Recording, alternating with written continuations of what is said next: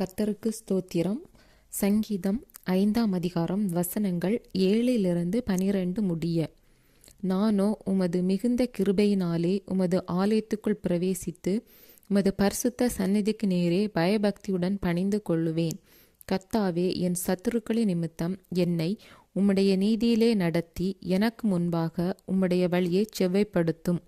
அவர்கள் வாயில் உண்மை இல்லை, அவர்கள் உள்ளம் கேடுபாடுள்ளது. அவர்கள் தொண்டை திறக்கப்பட்ட பிரேத குழி, தங்கள் நாவினால் இச்சகம் பேசுகிறார்கள். தேவனே, அவர்களை குற்றவாளியாக தீரும்.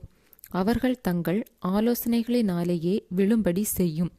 அவர்கள் துரோகங்களினுடைய திரட்சணையின் நிமித்தம் அவர்களை தள்ளிவிடும்.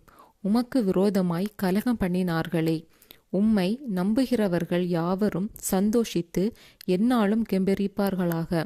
நீர் அவர்களை காப்பாற்றுவீர். உம்முடைய நாமத்தை நேசிக்கிறவர்கள் உம்மில் களிகூறுவார்களாக. கர்த்தாவே, நீர் நீதிமானை ஆசீர்வதித்து காருண்யம் என்னும் கேடகத்தினால் அவனை சூழ்ந்து கொள்ளுவீர். ஆமேன்.